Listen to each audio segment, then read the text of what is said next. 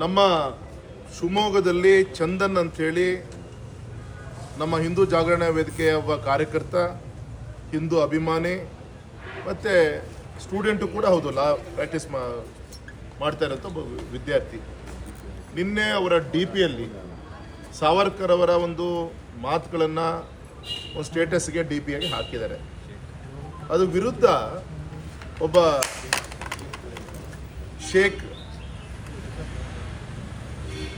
ಹೇಳಿ ಒಬ್ಬ ಅಲ್ಪಸಂಖ್ಯಾತ ಒಬ್ಬ ಅವರಿಗೆ ಧಮಕಿ ಹಾಕುವಂಥ ಒಂದು ಪ್ರಯತ್ನವನ್ನು ಮಾಡಿದ್ದಾರೆ.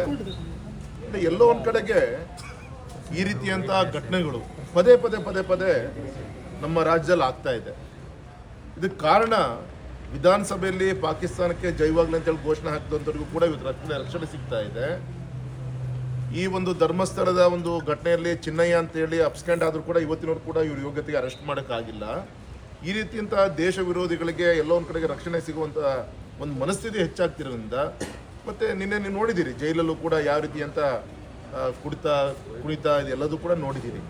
ಈ ರೀತಿಯಂಥ ದೇಶ ವಿರೋಧಿ ಚಟುವಟಿಕೆಗಳಿಗೆ ರಕ್ಷಣೆ ದೇಶದಲ್ಲಿ ಎಲ್ಲರೂ ಸಿಗ್ತಾ ಇದೆ ಅಂದರೆ ಅದು ಕರ್ನಾಟಕದಲ್ಲಿ ಅನ್ನೋವಂಥ ಒಂದು ಮನಸ್ಥಿತಿ ಇವತ್ತು ಜನರಲ್ಲಿ ಬರ್ತಾ ಇದೆ.